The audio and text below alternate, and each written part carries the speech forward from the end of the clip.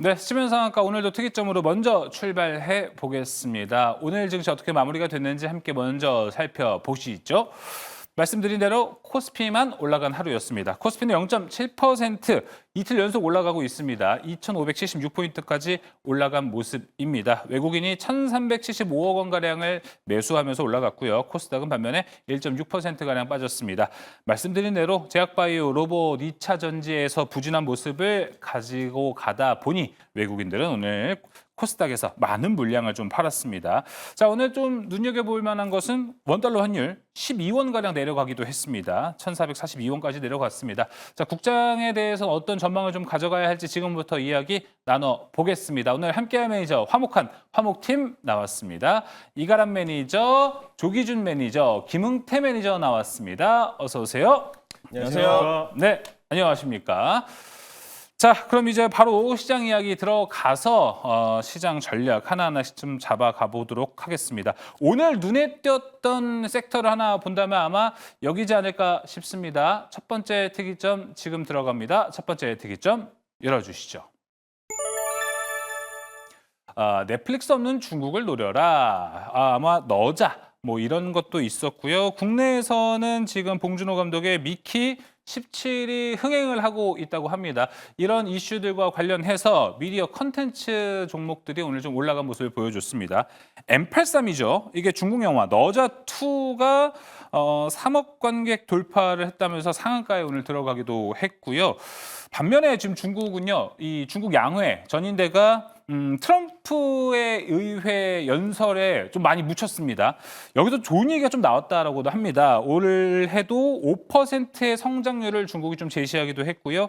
1조에서 2조 위안을 추가 규모로 부양책을 더 쓸 수 있다. 이런 얘기들이 나왔습니다.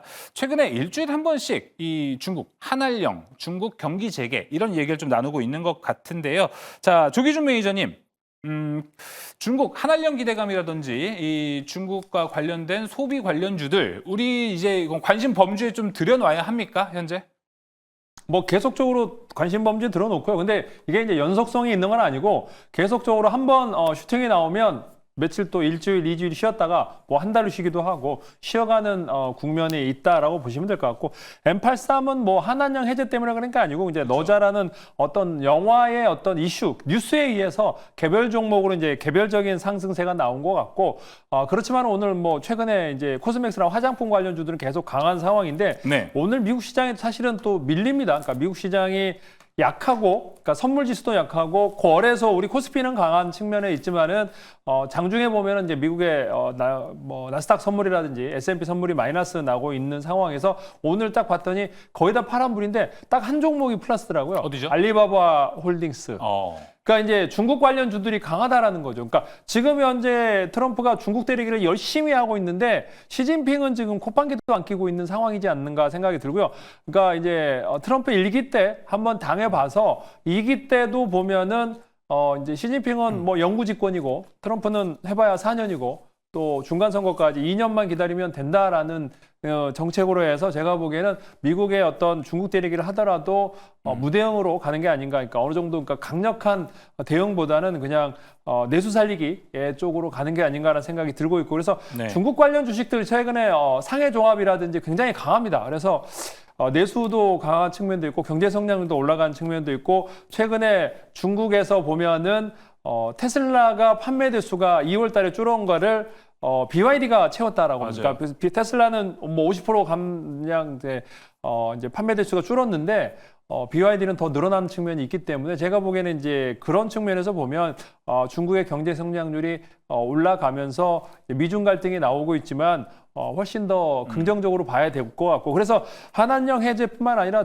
제 중국 관련 주들을 유심히 봐야 되지 않을까라는 생각을 해보고 있고 네. 꼭 어떤 한한령에 국한돼 있으면 너무 컨텐츠라든지 게임이라든지 그 다음에 이제 화장품이라든지 이런 쪽만 보고 있는 게 아닌가라는 생각이 들기 때문에 네. 좀 더 넓게 봐서 대중국 수출이라든지 뭐 수입 관련 주들부터 계속적으로 살펴보면 어떨까라는 생각이 듭니다. 그래서 그게 뭐 반도체도 될 수도 있고 뭐 OLED도 될 수도 있고 여러 네. 가지 종목들을 좀 더 넓게 보셨으면 좋겠다라는 생각이 듭니다. 알겠습니다. 조금 근본적인 질문을 한 번만 더 하겠습니다. 조기준 매니저님. 자, 아까 뭐 말씀 주신 대로 중국 뭐 시진핑은 콧방귀도 끼지 않고 있다. 뭐 콧방귀 끼고 있다. 뭐 이런 식으로 얘기를 하셨는데 지금 뭐 테슬라 자리를 뭐 BYD가 메꾸듯이 어떤 미국에 있던 물건 같은 걸 이제 중국이 다시 자기 나라의 제품으로 좀 메꾸고 있다라는 거잖아요. 근데 그러면서 미국과 중국은 계속 갈등을 하고 있고 사이에 껴있는 우리나라 득과실 따지면 어디가 좀 어떻게 평가를 해야 됩니까? 미중 갈등에서 사실은 좋을 건 없죠. 그러니까 지금 네. 현재 이제 가장 큰 문제점이 뭐냐면 이제 내수를 살리되 엄청나게 많은 이제 미국에서 무역 수지 흑자가 났던 게 줄어들 수밖에 없는 거죠. 그러니까 그게 이제 미국의 직접 수출뿐만 아니라 가장 미국의 염두에 두는 게 우회 수출, 캐나다나 멕시코를 통해서 우회 수출하는 금액도 너무나 클 거고요. 아마 테무라든가 뭐 이런 쪽에서 이제 수출하는 금액들이 아마 이제 차단이 될 가능성이 높습니다. 그래서 아무래도 중국의 무역 수지 흑자는 줄어들 수밖에 없다. 이제 그게 이제 내수로 이제 그동안 경기 침체가 나왔던 중국에서도 부동산 때문에 문제가 많이 됐었는데 이제 그거를 극복하고 내수가 살아나는 게 아닌가라는 생각을 해보면서 물론 이구환신 정책부터 시작해서 그렇죠. 많은 정책을 할 수 있는 거지 않습니까? 그래서 중국이 이제 미국하고 싸움이 이제 시작도 안 했다라는 거죠. 이제 다음 주가 되면은 대중국에다가 이제 무역 수지 이제 시작이죠. 철강 관세를 할 거고 또 중국에서도 미국에 대해서 닭고기라든지 그다음에 소고기 이런 이제 농산물 관련의 관세를 또 15% 10% 올리는 상황이고 그래서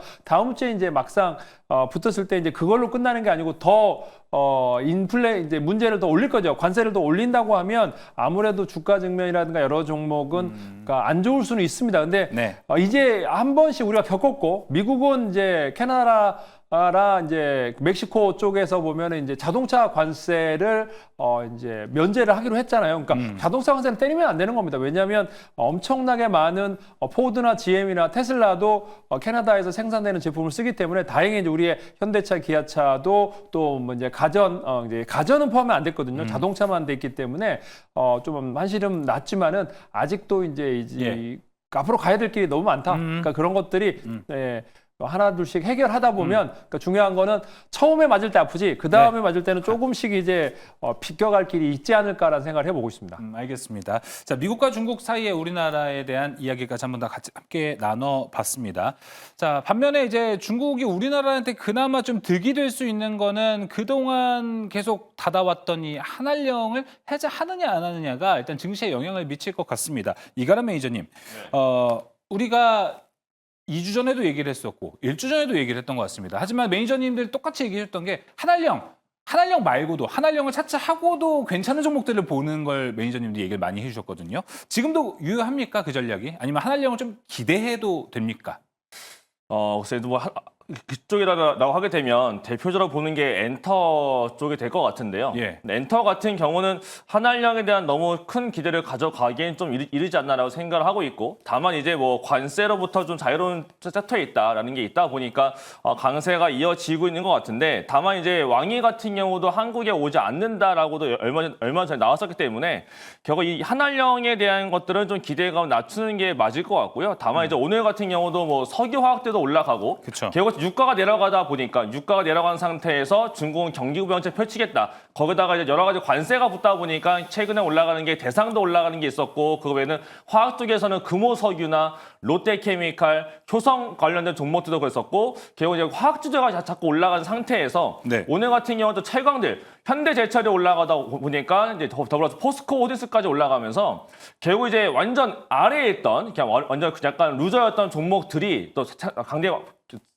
오늘 같은 날은 좀 많이 네. 올라왔던 것 같은데 이게 약간 중국에 대한 모멘텀과 여러 가지 모멘텀을 붙어서 올라갔다라고 할 수는 있겠지만 그래서 지금 당장에서 뭔가 업황적으로 좋아졌다라고 말하기는 아직은 좀 이른 시점이지 않나라고 보고 있고 시장 안에 지금 모멘텀 자체가 너무나 없는 상태다 보니까 순환매관점에서 지수를 지키기 위한 매수가 좀 들어갔기 때문에 오늘 좀 한알령 관련해서 약간 이거 상관없지만 중국과 관련된 종목들이 올라갔다라고 볼 수가 있을 것 같고요.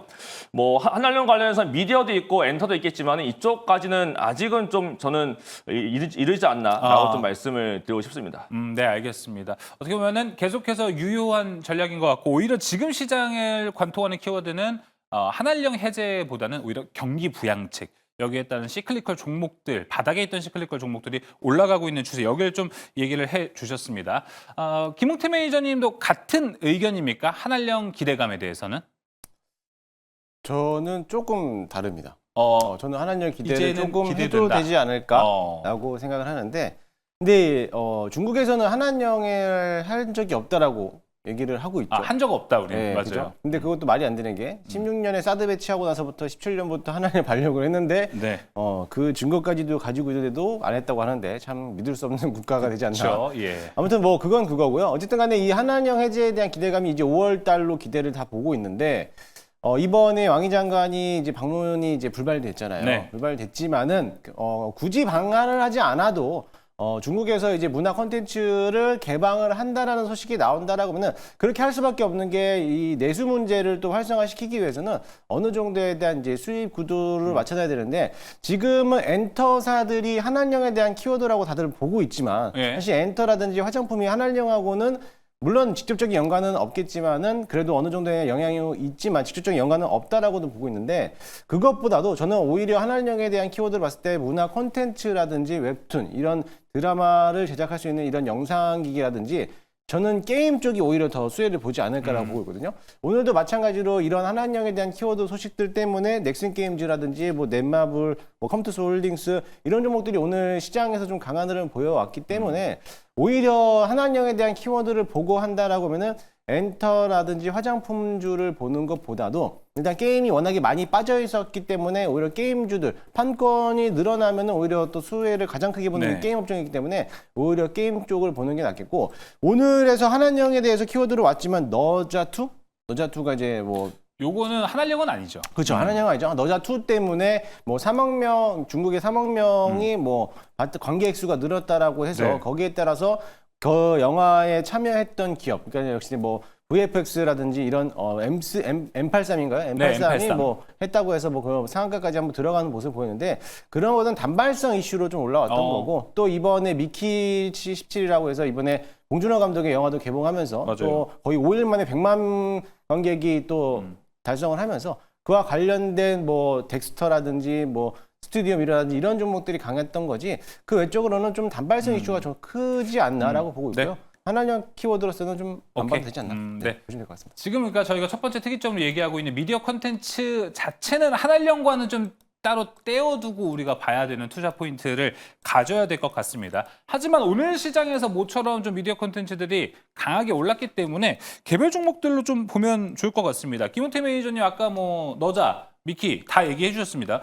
일단 너자는 우리나라에서 우리가 못 보는 영화고 현재는 미키 17 같은 경우에 매니저님들 보신 분 있습니까?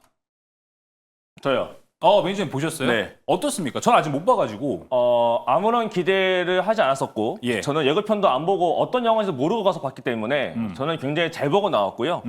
잘 보고 나온 다음에 예고편을 보니까 예고편은 보고 가시면 안 될 것 같다라는 생각을 좀 했습니다. 예고편이 더 재밌어요. 예고편의 내용이 거의 다긴 한데 네. 근데 그 내용을 보게 되면 그 내용의 메시지는 상당히 좋았었어요.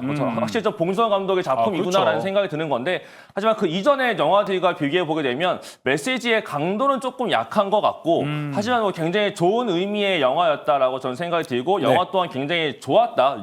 연기 자체가 굉장히 좋았기 때문에 보실만한 영화였다라고 말씀을 드리고 싶은데 사실 그 미키 때문에 올라갈 수 있던 영화들이 좀 뭐 여러 가지가 있었지만은 사실 뭐 증시에서는 그렇게까지 뭔가 좀 주가에 반영은 안 되고 있다가 오늘 M83 올라가다 보니까 몇몇 종목이 같이 한 번 더 그쵸. 올라가던 모습이 있는 것 같습니다. 하지만 이러한 종목들은 문제가 연속성이라는 것 자체에 약간 문제가 좀 생기기 때문에 이쪽에서는 주도적인 테마도 안 되고 주도적으로 끌고 가는 그런 종목도 아닌 거라서 저는 그냥 단발성으로만 보시는 게 맞지 않을까라고 말씀을 드리겠고 오히려 미디어적으로 보신다라고 하게 되면 올해에 또 실적이 턴 어라운드가 되는 그런 종목들도 있는 거니까 차라리 그쪽으로 눈 돌려서 보시는 게 맞지 않을까라고 말씀을 드리겠습니다. 예, 알겠습니다. 미키 17 봉준호 감독의 영화. 현재 뭐 누적 관객은 146만 명 정도가 오늘까지 됐다고 합니다. 현재 뭐 영화로서는 뭐 원래 뭐 봉준호 감독이 영화를 잘 만들기도 하고요. 뭐 작품성에 대한 얘기 있겠지만 우리가 시장 관점에서 봤을 때는 좀 단발성 이슈일 것이다라고 이야기했습니다. 말 나온 김에 지금 종목 오늘 탑픽 종목 보니까 김웅태 매니저가 M83이 오늘 탑픽 종목입니다. 그러면 김웅태 매니저님, 이건 단발성 이슈 아니라는 건가요? M83은 오늘 너자 때문에 갔지만 네. 사실 M83은 진작에 갔어야 됐어요. 어. VFX가 이 너자로 인해서 시장에서 부각을 받았지만은 그 전부터 M83은 실적에 대한 이슈도 있었기 때문에 네. 지금 뭐 VFX가 이제 너자 말고도 국내 영화 개봉했던 과거에 영화 개봉했던 영화들에서도 참여했던 기업이기도 하고요. 상장된 지 얼마 안 된 종목인데도 불구하고 바닥권을 잘 다져놓고 있었기 때문에 한 번쯤은 들고 나오지 않을까라고 했는데 오늘 상한가 들어갔더라고요. 아하. 좀 아쉬운 부분이 하겠지만은 역시나 마찬가지로 특수 영상 제작을 담당했던 게 물론 M83만 있는 게 아니고 여러 가지 기업들도 있겠지만은요. 상장된 지 얼마 안 된 종목이지만 오늘 이제 전고점을 다 뚫어놓고 올려놨기 때문에 아마 추가적인 상세가 좀 나오지 않을까. 아하. 그래서 보유하신 분들은 굳이 뭐 팔자리는 아니다라고 보고 있고요. 좀 더 추가적으로 상승세가 나올 거다라고 보고 있습니다. 그럼 신규 매수. 신규 매수는 저는 뭐 나쁘지 않다라고 봐요. 그래서 내일 만약에 갭을 크게 뛰지 않는다라면은 네. 매수해봐도 나쁘지 않을 거라고 봅니다. 알겠습니다. 말 나온 김에 김웅태 매니저님 계속해서 종목 들어보도록 하겠습니다. 추가적으로 하나 더 본다면은 저는 웹툰 관련해서는 키다리 스튜디오를 보고 있는데요.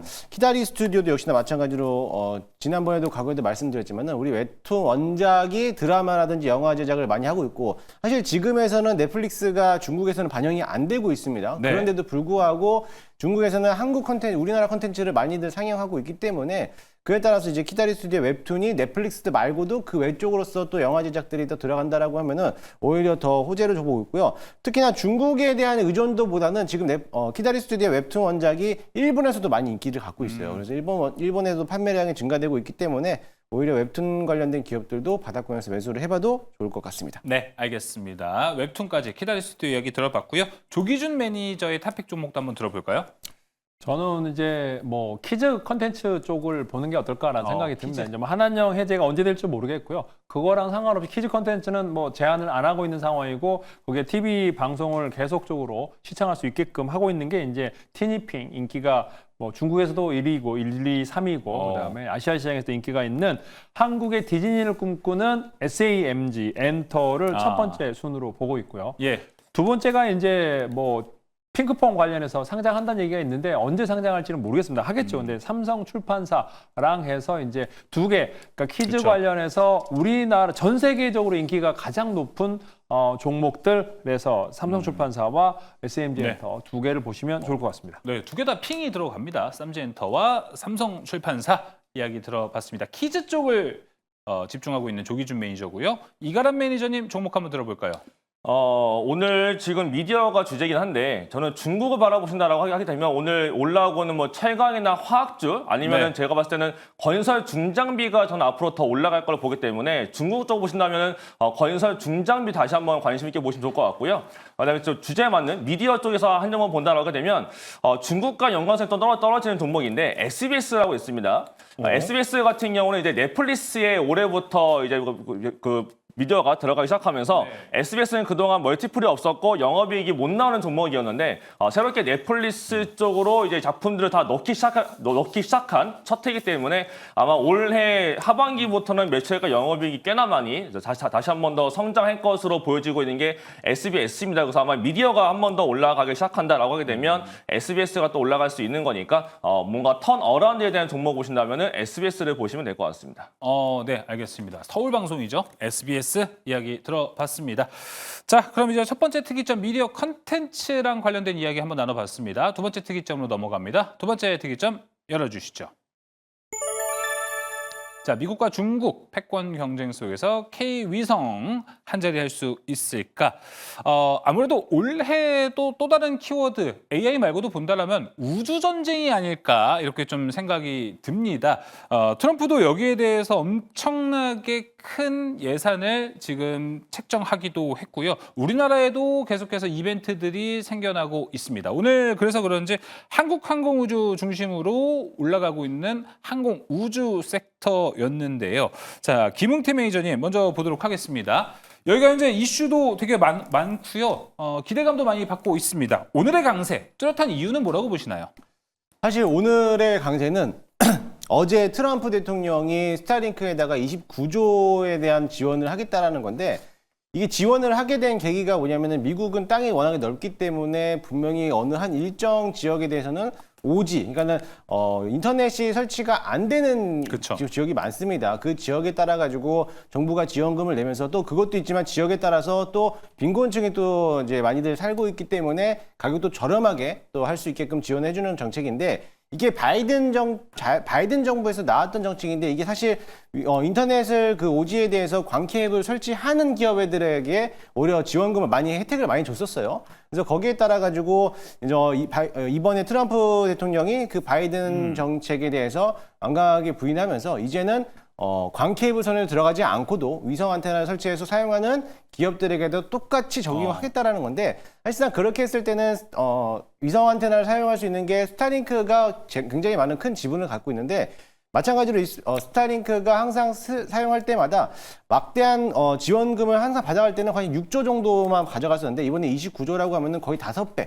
3배에서 5배 정도에 대한 지원금을 받아갈 수 있다는 혜택 때문에 아무래도 이제 수혜를 받는 거라 보여지고요. 그에 따라서 스타링크에 대한 직접적인 투자라든지 아니면 관련된 업체, 협력업사들이 오늘 국내 증시에서 많이 갈랑했던 흐름이었고 거기에 플러스 우크라이나 전쟁이 이제 종전에 따라가지고 종전에 대한 시점이 막바지 왔기 때문에 이번에도 군사 지원을 중단을 시키고 또 위성 시스템까지, 그러니까 인터넷 사용망까지도 전부 다 중단을 시키겠다라고 했기 때문에 그럼 거기에 따라서 유럽에서는 거기에 따라 대체를 또 사용하기 그렇죠. 위해서 자기만의 또 갖고 있는 기업들을 또 선보여야 되는데 그 기업이 유텔셋하고 원랩이라는 또 기업이 있어요. 그 예. 기업이 재작년에 이제 합병을 하면서 어제 그러한 소식 때문에 대체제로 사용할 수 있는 게 유텔셋과 원랩에 대해 만들고 있는 저궤도 위성인데 그 기업이 어제 유럽 증시에서 119%나 맞아요. 증가됐거든요.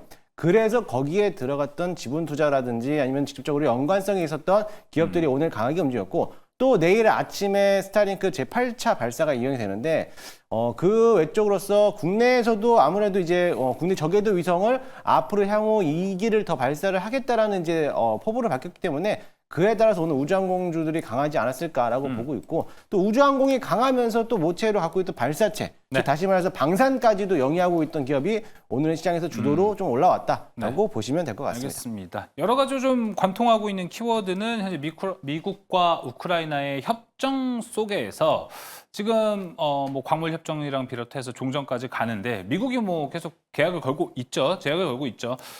이렇게 말을 안 따라준다면 너네 우리가 스타링크 다 차단해버린다라고 얘기하면서 유럽 다른 원앱과 같은 다른 위성 국가들이 주목을 받으면서 오늘 우리나라의 위성, 뭐 항공우주 종목들이 올라갔던 건데 조기준 매니저님, 우리나라 기업들 현재 시장 관점에서 봤을 때 미국이 스타링크를 차단하는 게 더 좋습니까? 아니면은 현 상태 유지가 좋습니까?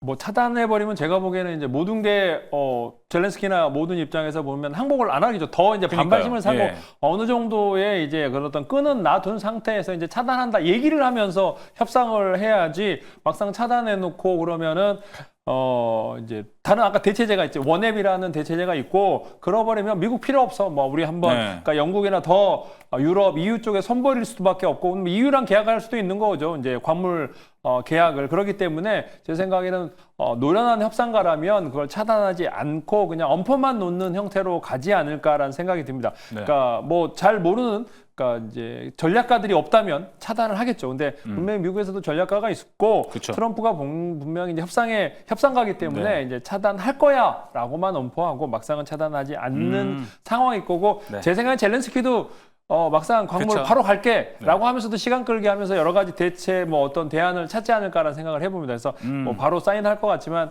제가 보기에는 3월 뭐 말이나 돼야지 뭐 1, 2주 내에는 안 될 것 같고요. 가자마자 또 가서 사인할 리는 네. 없을 것 같다. 그냥 시간 끌기용으로 해서 그렇게 하는 것 같다. 그러니까 국제적인 관례가 그렇고 한 나라가 어떤 사인을 할 때 그렇게 쉽게 되는 게 아니다. 사실은 그게 거기서 TV 출연 앞에서 이제 그렇게 대범하게 했던 것 자체도 상식 바뀌었지만 그쵸. 또 그렇다고 해서 또 금방 가서 또 고개 숙이고 사인할 것 같지도 않다라는 생각이 들기 때문에 뭐 이러한 관련주들은 급등했을 때 차익 실현하고요.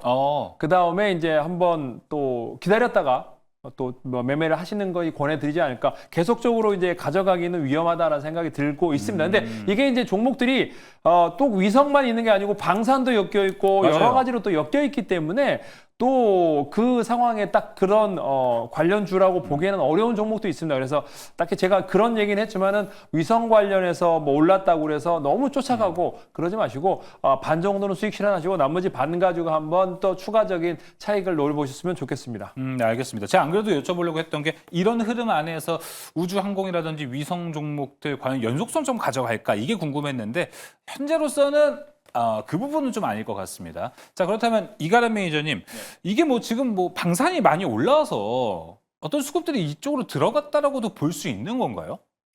뭐 따라서 같이 들어갔다라고도 볼 수는 있을 것 같아요. 네. 왜냐하면 이제 방산 종목들 안에서도 우주항공 위성 쪽을 같이 가지고 있는 종목이 많기 때문에 그 자금들이 아마 ETF적으로 같이 엮여 있을 겁니다. 그래서 아마 ETF 안에 들어가는 종목들이 올라가다 보니까 위성 관련 종목도 오늘 같이 올라간 것이고 결국은 또 우주항공 자체가 지금 미국과 나사하고 국내가 또 관계가 또 높기 때문에 그래서 또 스페이스 X한테도 그쵸. 납품하는 기업도 국내에 있고요. 그래서 아마 저는 이 다 연관되어 있어서 방산주가 올라갈 때 지금 우주항공도 같이 올라가고 있지 않나라고 생각이 들고 있고 하다 보니까 다 같이 올라간 걸로 보여지는데 그렇다면 이제 과연 우주항공 관련 종목을 따라갈 것이냐라고 봤을 때는 저는 뭔가 따라간다라고 하게 되면 결국은 한국항공우주의 주가가 더 중요하지 않을까라고 생각을 합니다. 지금 이 종목 자체가 지금 8만 원대의 저항 라인에 오늘 걸렸는데 네. 만약에 이 종목이 이 연봉에서의 저항 라인대를 뚫고 올라가 버리게 되면 결국은 우주항공 방산만 붙는 게 아니고 우주항공까지 같이 붙는 게 지금 우주항공인 네, 맞아요. 거라서 얘가 또 따라가게 되면은 또 하나 구사 안에 있는 종목도 따라갈 수 있을 것이고 그렇기 때문에 결국 방산뿐만 아니고 우주항공까지 같이 올라갈 수가 있는 상태가 될 수 있는 거라서 저는 그때는 좀 같이 따라가 보면 될 것 같지만 만약이라도 이 종목이 더 이상 올라가지 못한다라고 하게 되면 우주항공 종목들도 마찬가지로 조금 이따 한 템포 쉬었다 갈 수가 있는 거니까 네. 주가에 대한 모멘텀 추이는 결국 한국항공우주를 놓고 보시면 될 것 같습니다. 네, 알겠습니다. 한국항공우주 얘기를 해주셨고요. 자, 종목별 어떻게 좀 대응 방법도 이야기를 나눠보면 좋을 것 같아요. 김웅태 매니저님, 오늘 뭐 인텔리안테크가 부각을 받았던 것처럼 실제로 납품하고 있는 레퍼런스가 있는 기업들로 접근하는 게 좋은 전략이겠죠? 그것도 나쁘지 않고요. 예. 저는 좀 반대적인 생각인 게 우주항공은 지금이라도 봐야 된다라고 봐요. 그래서 그래서 지금도 상승세가 남아 있지만 연속성이 있다. 네, 연속성이 있을 거라 보는 게 제가 한 줄평 키워드가 영어로 이제 우주킵이라고 했는데 우주킵. 네, 영어죠? 네, 영어로 예, 우주락성 드링크할 때. 예. 우주킵입니다. 우주킵은 우주는 킵해야 된다 이런 네. 뜻으로서 누군가가 저에게 이거를 조언해 줬어요.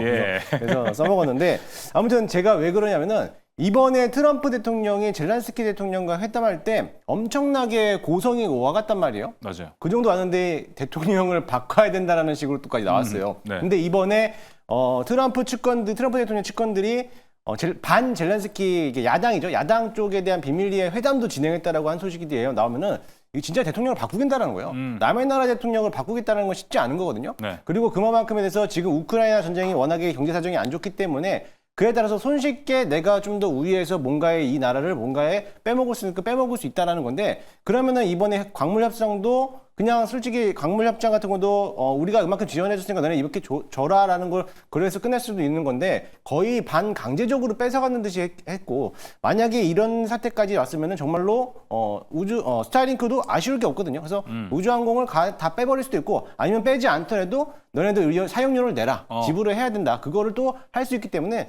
저는 당연히 또 반사기로도 수혜를 볼 수 있다라고 보고 있기 때문에 더 봐야 되고 이번에 그 원앱이라는 거에 대해서 이제 반사기를 보는 수혜주들도 있겠지만은 그거 말고도 앞으로에 대한 우리 국내에서 위성통신 안테나가 이제는 6G로 넘어가는 단계라거든요. 그래서 네. 그렇게 된다면은 앞으로 꾸준하게도 봐지 않을까. 방산도 그렇게 봤다가 놓쳐가지고 신고가 영역으로 가고 있는데 네. 우주항공 역시도 그렇게 또 갈 수도 있기 그렇죠. 때문에 충분히 더 봐야 될 가는 놈들이 더 간다고 가야 될 때는 사는 게 맞다라고 저는 보고 있습니다. 자, 그러면 추가 질문하겠습니다. 봐야 한다라는 입장을 김웅태 매니저님만 해주셨으니까 지금 그럼 이 우주항공 섹터 내에서 달려가는 종목이 더 좋습니까? 아니면 순환매 관점에서 아직 안 올라간 종목, 뜰 종목들을 기다리는 게 좋습니까?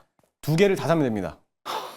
가는 종목 하나 사고 안 가는 종목 하나 사고 네. 예, 박스캔 매매라 그래서 같은 섹터 내에서 최소 2개 정도는 사놔야 되지 않을까. 대형주를 사고 네. 중소형주를 하나 사면은 오히려 낫다. 삼성전자 사고 그 외 반도체 소부장을 또 사듯이 마찬가지로 우주항공에서는 최소 2개는 가져가자라고 저는 말씀드리고 싶습니다. 잘 나가는 종목 하나, 그리고 또 차트상 올라갈 기대를 갖고 있는 종목 하나 이렇게 잡아가면 좋을 것 같습니다. 자, 그럼 그 종목들은 과연 무엇이 있을까요? 매니저들마다 주목하고 있는 종목들 보면서 대장주가 무엇인지 또 올라갈 수 있는 종목은 무엇인지 하나하나씩 들어보겠습니다.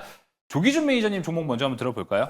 저는 이제 사실은 지금 이제 다른 소형주를 잡았지만은, 그러니까 한국항공우주의 신고가 뭐 7조를 넘어섰는데, 이제 KF-21 비행체 이제 항공기 관련, 전투기 관련해서 전 세계적으로 인기가 있을 것 같아요. 그래서 한국항공우주 가는 주식 대형주는 이제 LIG 넥슨하고 한국항공우주를 우선적으로 보셔야 될 것 같고, 그거를 예. 사야 됩니다. 그러니까 기관들이 끌어올리고 있거든요. 그래서 우크라이나에서도 LIG 넥슨의 방위 체계 관련해서는 사겠다 돈 주고, 그러니까 지원해달라고 아니고, 그래서 그만큼 살려는 나라가 많기 때문에 한국항공우주나 LIG 가는데, 저는 이제 거기에 들어가는, 그러니까 아까 항공우주 KF-21이라든가 자이로스코프, 최근에 제가 저번 달에 추천했던 파이버 프로가 여기 자이로스코프를 납품한 천궁에다가 자이로스코프 들어간다고 하는데, 천궁뿐만 아니라 우리가 비행기에도 자이로스코프 들어가고요. 항공기가처럼 이렇게 뭐 이제 하늘을 나는 대부분의 비행체는 어떤 방향, 속도 이거를 이제 통신할 수 있는 자이로스코프가 있어야 되거든요. 그래서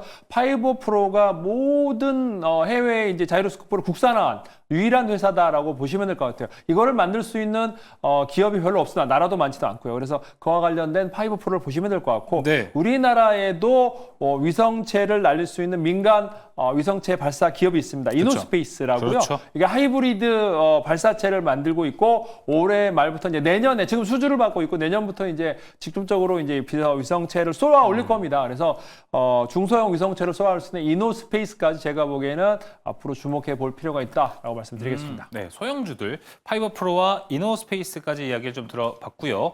이가람 매니저님 아까 슬쩍 한국항공우주 얘기해 주셨거든요. 근데 저는 지금 뭔가 보신다라고 하게 되면 네. 해외 쪽에 납품사가 있던지 아니면은 국내 대형사랑 같이 있는 기업이 전 좋다라고 보고 있는데 제가 오늘 설명드릴 두 종목은 국내 관련된 기업입니다. 일단 첫 번째로 하나 쪽으로 인수가 돼서 커져 나가고 있는 세트레가이가 있는 거고요. 세트레가이처럼 결국은 이제 하나 룹사에 들어가면서 결국 좋아지고 있는 기업이 세트아이가 있다라고 하게 되면 또 새롭게 떠오르는 것 중에 하나가 제노코라고 있습니다. 제노코 같은 경우 이제 3월달 말일자 기준으로 이제 항공우주한테 완벽하게 네. 지분 자체가 넘어가게 되는데 그럴 경우에 이제 하나의 세트랙 아이처럼 결국은 제노코도 다시 한 번 더 위성 통치 부품사로서 커져 나갈 수 있는 그런 모습을 그려갈 수가 있는 게 이 종목이 이다라고 봤을 때는 네. 결국 이 종목을 따라갈 수 있는 결국 대형 회사와 함께하는 종목들로 보신다면 이 두 종목을 보시는 게 좋을 것 같습니다. 네, 세트레가이와 제노코 종목 한번 나왔고요. 자, 이어서 김홍태 매니저님 아까 우주킵 이렇게 얘기를 해주셨습니다. 키핑할 수 있는 종목 알려주시죠. 저도 한 종목은 세트레가이. 이게 우리나라 국내 유일하게 위성 시스템을 수출하는 기업이기 때문에 세트레가이 하나 보시면 좋겠고, 한 종목은 역시나 이번에 원앱에 대해서 이제 지분 투자를 했던 지분을 8.8% 가지고 있는 한화 시스템이 이제 슬슬 출발하지 않을까. 그래서 그 종목을 같이 보시면 좋을 것 같습니다. 이거 아까 말씀해 주셨던 걸로 봤을 때 잘 가는 종목이 세트레가이고 올라갈 거 기다리는 게 하나 시스템으로 정리해 볼 수 있을까요? 잘 가는 종목이 한화 시스템이고 바닥에서 이제 막 올라오는 애들이 세트레가이다. 거꾸로. 네, 알겠습니다. 세트레가이 하나 시스템 이야기 들어봤습니다. 자, 오늘도 특이점 두 가지 얘기 함께 나눠봤습니다. 이제 K 콘텐츠 그리고 항공우주 오늘 시장에서 핫한 섹터들 그리고 종목들 이야기를 나눠봤었는데요. 이 외에도 지금 다양한 이야기 많이 나눠봐야 될 것 같습니다. 오늘 뭐 자동차 섹터도 올라갔었고요. 코스닥은 왜 이래요? 다양한 이야기 좀 많이 나올 것 같습니다. 이가람 매니저님 준비가 좀 무료 방송에 되셨나요?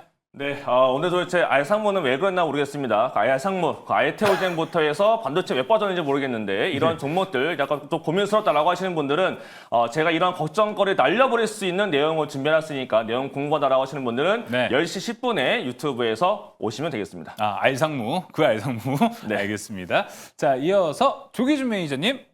네, 저도 같은 시간에 이제 유튜브 조기준 검색하면 이제 코스닥은 약해진 반면에 거래소만 강했습니다. 그래서 이 추세가 계속될 건지 아니면 어떻게 될지 알려드릴 테니까 10시 10분에 조기준 검색하고 들어오시면 되겠습니다. 네, 10시 10분이죠? 네. 네, 이어서 김웅태 매니저님. 네, 저도 방송 이후에 10시에 무료 방송을 준비했고요. 네. 저는 밥한바 아니죠. 조방바 왜 집중을 해야 되는지 거기 투자 포인트와 오늘 또 유리기판 업종들이 이슈가 나왔는데 왜 갈 수밖에 없고 담아야 되는지에 대해서 오늘 전략하게 분석하도록 해드리겠습니다. 네, 조방바 오늘은 우주킵이라고도 얘기를 했었고요. 그리고 유리기판도 궁금하신 분들은 또 10시 김용태 매니저의 무료 방송 가셔서 인사이트 얻어가시면 좋을 것 같습니다. 자, 오늘 두 가지 특이점 여기서 마무리 지어보도록 하겠습니다.